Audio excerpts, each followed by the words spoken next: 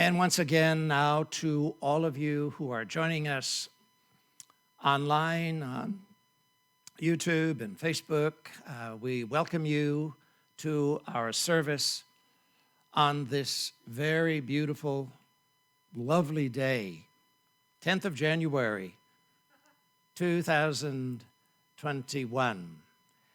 For all of you elsewhere, wherever you're tuning in, it's a little chilly here in Florida.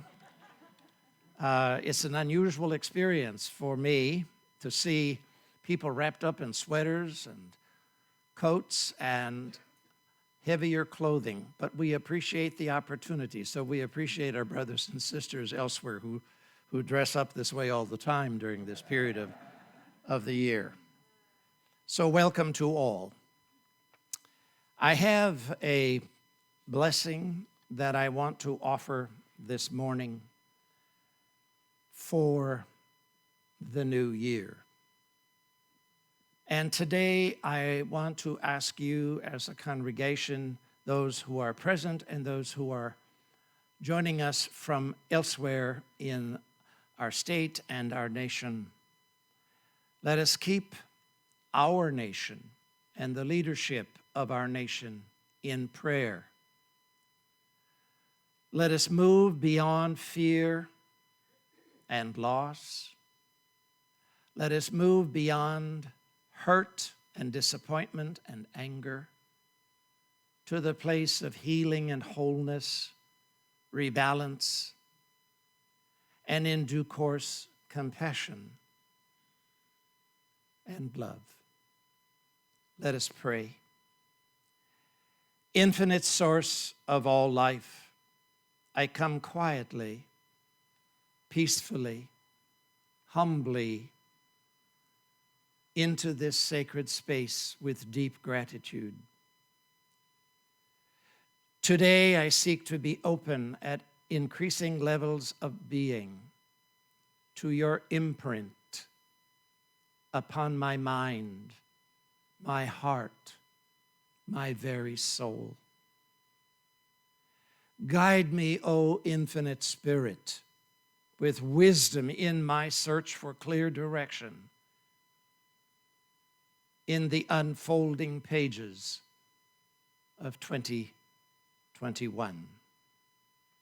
Lead me, direct me, hold me, embrace me, that I may ever be open and receptive to your whispers and to your gentle embrace of my willing heart.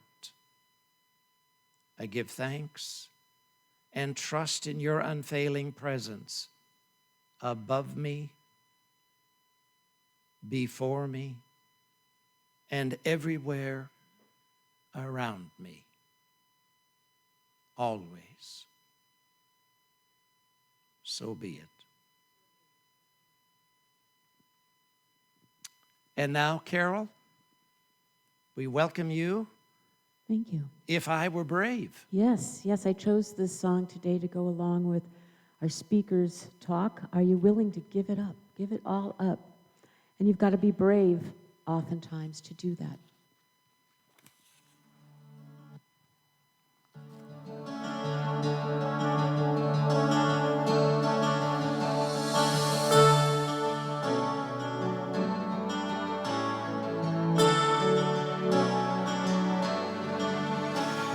What would I do if I knew that I could not fail? If you believe, would the wind always fill up my sail? How far would I go? What could I achieve? Trusting the hero in me.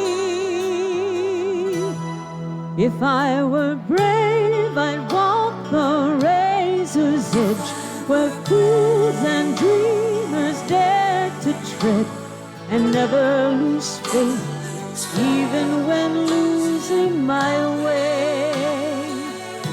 What steps would I take today if I were brave?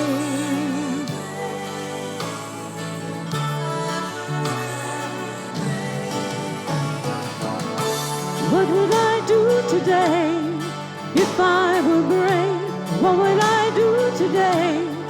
If I were brave, what would I do today? If I were brave, what would I do today? If I were brave.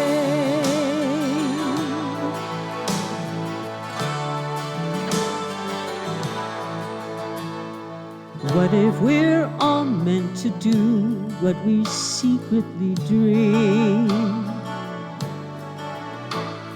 What would you ask if you knew you could have anything?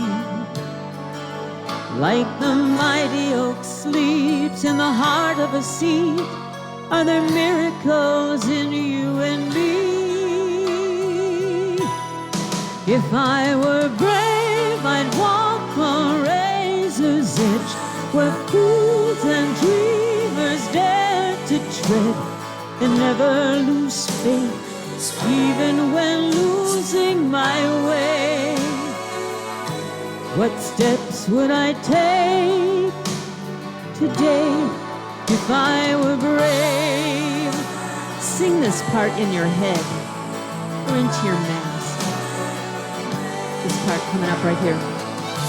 What would I do today if I were brave? What would I do today? If I were brave, what would I do today? If I were brave, what would I do today? If I were brave. If I refuse to listen to the voice of fear, would the voice of courage whisper in my ear?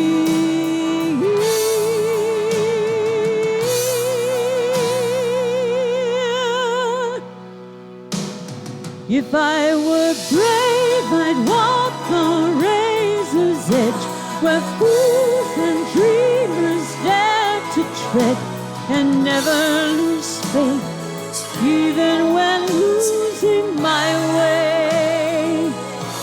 What steps would I take today if I were brave? Sing it a little bit with me again, in your head. What would I do today if I were brave? What would I do today if I were brave? What would I do today if I were brave? What would I do today if I were brave? If I were brave, what would you do today?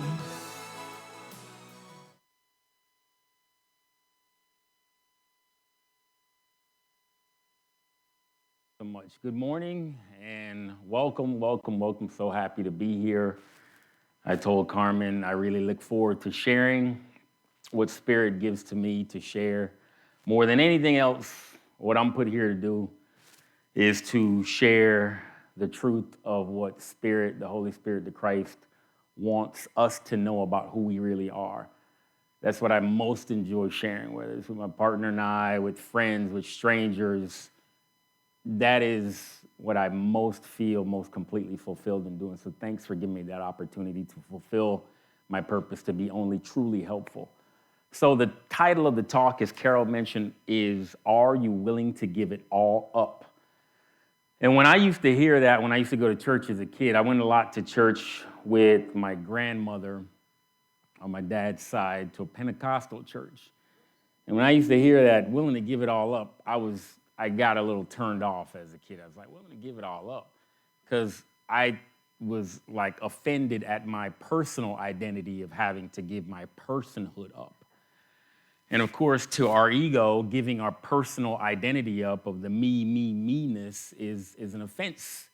The ego doesn't want to give its personal identity up because the ego loves to be separate. The ego loves to be unique. The ego loves to stand out, which we were all taught as a kid, set ourselves up rather nicely when we started school to try to stand out, to try to seek approval, to try to get more stars by our name, to try to get pats on our backs. to try to get good grades, to try to get awards, to try to get approval and validation from our loved ones, our peers, whom we start to compare ourselves immediately when we walk in the door at school on the first day of school. We start looking around at the other bodies and comparing ourselves. We get set up into a world of egoic belief of separation that is so dense and so deep. We have no clue at the amount of delusion that we get into our minds about who we are not in reality. The Holy Spirit wants us to know of our completion and our perfection in spirit. And for us to do that, there is a major clean out job that has to happen in our minds. I tell people, if you come into a spiritual teacher that tells you a spiritual path is easy, run away from him because he has no idea what he's talking about. For us to clean out the amount of junk and false conditioning that has kept us and blinded us from our truth and spirit, it takes a lot of work. And as Lynn and I were sharing backstage, it's scary. We were saying it's hell to go through cleaning out the amount of junk that tells us very deliberately and very clearly that you're guilty, you're sinful, you're bad, you're unworthy. You're guilty, sinful, bad, unworthy. The terrible fours that we get repeated in a multitude of ways that has convinced us very, very readily that we don't deserve perfect love. We don't deserve perfect innocence. We don't deserve perfect peace of God, which is freely given to you without us doing anything other than embracing and believing we deserve it. For us to get to that point of belief, it requires a major clean-out job. And you have to be brave. Perfect intro to the lesson for the day. You have to be so brave to confront every belief that you were so dutifully hammered with your whole life since you popped out the womb, that it is a very unsettling process to shed those false beliefs about who we are not. But for those of us that hear the call, Lynn and I were talking about being called, it is the only thing that we're put here to do. At some point, you go so deep on the journey, whatever your spiritual walk is, you go so deep it doesn't even become a choice anymore. At some point, you start to identify so much more with the Christ, with the light of who you are, with the holiness, with the innocence of who God created, not the physical body with all the baggage from the past that we believe we have to carry around for the rest of our lives. With the truth of who we are, you get so practiced at experiencing that, not just reading about it, not just talking about it, but experiencing it, that it doesn't even become a choice anymore to keep going down that road of identifying with our higher truth. It just becomes the thing that we do. It becomes the thing that you get out of bed and you go to bed at night remembering to be only truly helpful, which is remembering the holy truth that we all are. And again, that process will be rather unsettling. But the good thing is that we have a lot of support around us, a whole lot of support. Our part is to be willing to be open and asking for that support. Our part in being truly helpful is to be willing to opening up and being brave at confronting the things that have weighed us down, confronting the things that are making us feel guilty and shameful about, that we've insisted on hiding for purposes of putting up a good front in the world. It takes bravery for us to do that, but we cannot jump from guilty physical identity tied to the past to the perfect light of God just by talking about it. It doesn't happen that way. Sorry. It requires a major clean out and major courage to confront that darkness that we felt insistent upon hiding. And I'm here to tell you, I support you in that courageous uncovering and unshedding of those blocks to your perfect love's awareness. I support you with that. The Holy Spirit, Jesus, God, is all around you in a very real way, but we have to want that help to shed the identity which we are not, does not serve us anymore. Here in the world in our past year, as Reverend Zemke was referring to in his prayers, it's always been there, but in the past year, it seemingly is blowing up on a scale we've never seen before. The invitation to take sides, The invitation to be oppositional, the invitation to blame and project responsibility onto somebody else or some other group or some other thing or force outside of us for our well-being. The way we've done conflict resolution in this world is that point fingers, project blame outside of ourselves, and magically expect ourselves to be somehow better. And the invitation to do that in this past year has been maybe more than we've ever seen it. So for those of us that hear the call, again, it requires us to step away from that world's playground of constant conflict, which will never be resolved at that level, and to step in a place of higher inspiration to be shown who we truly are. And I'm reading this book called The Shack. It's kind of a spiritual classic. It was made to be a movie. And I'm reading it kind of like The Course in Miracles, slowly, because there's some profound truths in there. And there's a part in the book where God is talking to the main character, and I'm paraphrasing, but she's telling him that freedom, about the topic of freedom. She said, what is truly freedom? We talk about this idea of free will. Yeah, I got that free will to bounce around and do what I want to do or choose what I want to choose in the world. But she questioned this idea to him about freedom.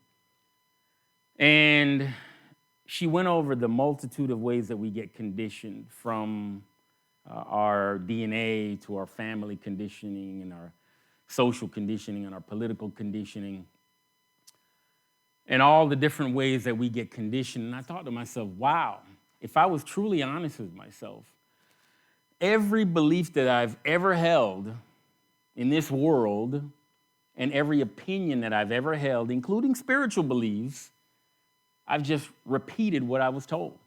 I just spewed out what I was conditioned with. So do we really have freedom in this world? Do we really have free will, or do we have a bunch of choices that just lead to zero, meaning no happiness and no peace?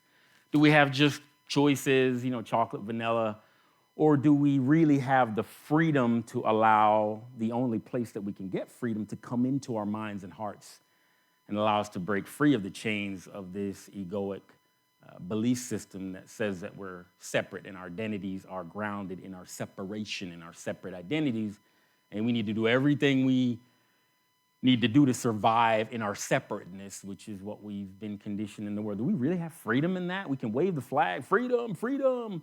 But if we're just repeating what we were taught about freedom in the world means I must somehow take some freedom from somebody else to feel more secure, unless we question that belief, we're just going to be regurgitating this idea about freedom at the expense of somebody else or some other party to make ourselves feel better. The only freedom to be found is in complete dependence. And it sounds backwards, but it is to our worldly thinking. The only freedom that we will ever have is complete dependence on God, complete dependence. If we hold on to one shred, bravery, this idea of bravery, if we hold on to one shred of our separate identity, racial, social, socioeconomic, political differences, my activist stances that I used to have, if we hold on to one shred of our belief in our separate personal identities, then we're not willing to really allow the Spirit to come through us and really show us who we are. In our world of being independent and all of our independence, we end up just repeating and replaying what we were taught. When we chose goals in our life, talk about goal setting, what do? Most of us end up choosing a goal that was what we got conditioned with, and we looked around at what everybody else is choosing, and we were heavily influenced by that. Ambitions, striving in the world. Our ambitions and striving were pretty much handed to us by what was the conditioning at the moment in our life. To be willing to give it all up is to say, not to practically remove ourselves physically and to move to the mountains and grow a beard and shave our heads. I'm not talking about that. That on some level, we have ideas about that are dramatic examples of a spiritual awakening more practically for all of us, for most of us, to give it all up means to turn over every idea and thought I ever had, including who I am, my identity, whether it's a man or a nationality or a profession or a sexuality or my place in the world, my purpose, my ambition, my striving. What should I do? What clothes should I wear? What should I eat? Where should I go? What should I say? Who should I see? And what should I tell them? How should I interact with this one, with friends, with enemies? Every single thought that we could ever have, both good or bad, to be willing to turn all of that over to Spirit and say, show me. I don't know anything other than what I've been conditioned with, which has not brought me the perfect love and perfect peace of God. So show me what I need to do. Just lead me, guide me. That's my constant prayer. Lead me, guide me. Lead me, guide me, lead me, guide me in all things. Not most things, but all things, because I don't know. Because if I really knew how to be perfectly happy, I would have experienced it already with my worldly replay. But we haven't, but we have to be honest.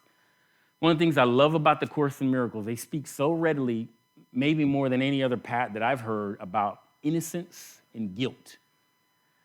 I don't hear too many other paths speak so clearly to this idea of our innocence and this idea of belief in guilt that keeps us blind to that perfect innocence. And it speaks to the amount of work and clean out that we have to do of our false belief in our guilty, innate identity, which keeps us chained to the world, chained to the past that we think we have to keep replaying, which reinforces that guilt on so many levels.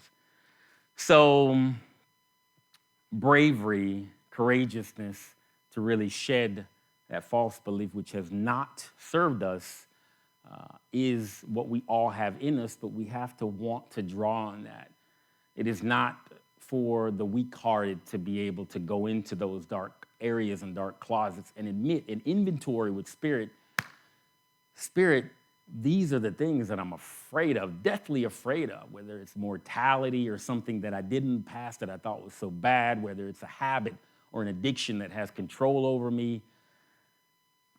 I haven't been able to really look at this honestly. Spirit, show me the way, show me the light on this thing so I can expose this grip, this control that these things that I've been afraid to look at has over me. Show me the way out, because I can trust somewhere in that freedom only comes through walking with you in the light, not on trying to figure it out in the world. We can't figure out insanity as much as the voices in the world would have us attempt to rearrange the faces and places to find some freedom here. We cannot figure out insanity by replaying insane beliefs. We cannot figure out an insane world by replaying insane beliefs. Not going to happen. We've tried it for all the course of humanity, and how's it worked out for us? So there's an easier way, but the work to get to that easiness is what we're required to open up to and walk through, but we don't do it ourselves. We can't do it ourselves, otherwise we would have done it already. We have support, we have strength all around us. Our part is to work on that belief. Our part is to really work on the trust that the God is a good God, not a punishing God. Our part is to work on the belief that we're worthy of perfect love and we're worthy of perfect innocence and perfect peace. But we have to work on believing that, because reading about it hasn't worked. Talking about it, reading an exercise a day hasn't worked, because we're still suffering, we're still miserable, and we're still blaming and projecting a condemnation on each other for all these types of reasons, which have nothing to do with our God-given perfection. So we have to do a lot of work to get us to that place of truly giving up this worldly identity, which has grounded us in a belief that has not served any of us here, if we're honest with ourselves. The Course in Miracles or any truth path is not for people who have a happy life in the world. Definitely not. Because if you have a happy life in your worldly belief, you're probably never going to come to that truth, and that's okay. Divine order cannot be escaped. So I will leave you with that idea again of back to courage, which we all have in us, deep bravery, which we all have in us, which God implanted in our spirit truth. Our work is to uncover the falsehood that we fabricated over that perfect truth in us And the freedom on the other side of that fear is out of this world, literally. People ask me to describe what is the Course about or any other spiritual truth. Well, tell me about this. I can't tell you. We have to experience it. Therein lies the uncovering that has to be done. To truly know is to experience in spirit who we really are. Even in glimpses, it is out of this world, so worth it. We will never undertake another task and purpose more greater than uncovering the perfect truth that we are. It is a lot of difficult shedding, more difficult than anything you will ever do, but more worthy than anything you will ever do. So consider that as your sole purpose for being truly helpful fear. Thank you for, acknowledge yourself for taking the time to come and open up your hearts and your minds to this.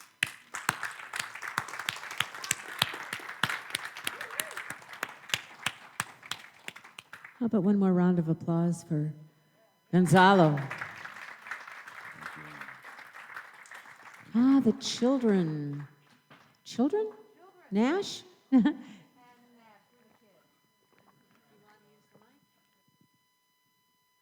Can you all hear me through this mask?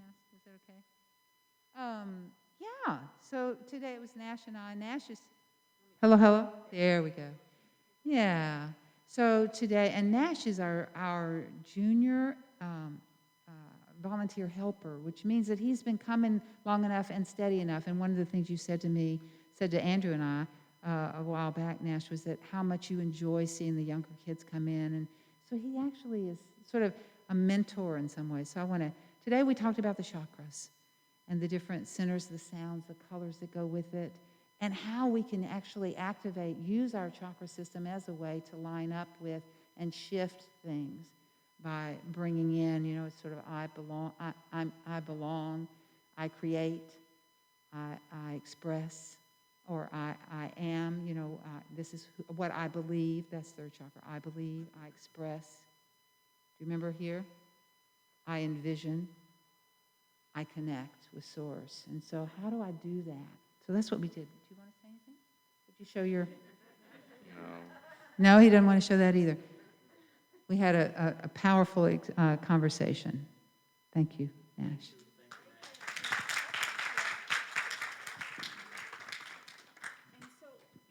Back, if you would come on back here, and Lynn, come on back up here too. Oh, we got to say our prayer.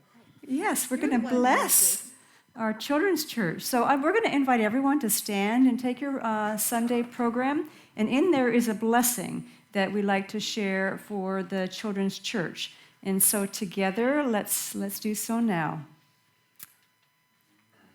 Honor you, we bless you, we behold the presence of God within you. And so it is. Yes. So thank you. You may be seated. Okay. And Carol? Yes. We're going to do our closing song, and I'd like to invite all the people that have joined us on YouTube and Facebook that if you're interested in coming and spending a Sunday morning with us, we would be more than happy to have you here. We would love it. If you'd like to go to our website, it's www.tlgtemple.org. That is our website, so please check out the website, give us a call, come on down. And for the people that are here right now, I'm going to sing a song that I'm going to suggest that you do. It's called Go Out and Shine Your Light. This is a Sue Riley song.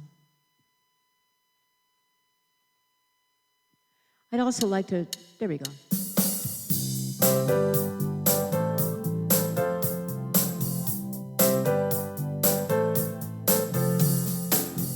Go out and shine your light. You know the time is right. Go out and shine your light. Go out and shine. Go out and shine. Go out, yeah, and shine your light. Ooh. You know the time is right. You gotta go out and shine your light. Go out and shine. Go out and shine. Step out and take a chance. Join the talk and join the dance. Relax, enjoy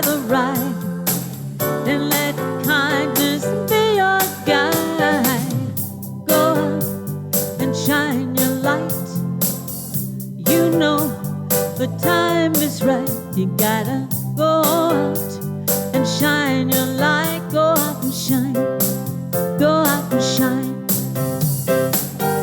One voice, one hand, one heart. You wanna change, you make a start. We're one big family. What's good for you is good for me. Go out and shine your light. You know the time is right. You gotta go out and shine your light. Go out and shine. Go out and shine. Go out and shine. Go out and shine. Have a wonderful afternoon. Thank you for being here.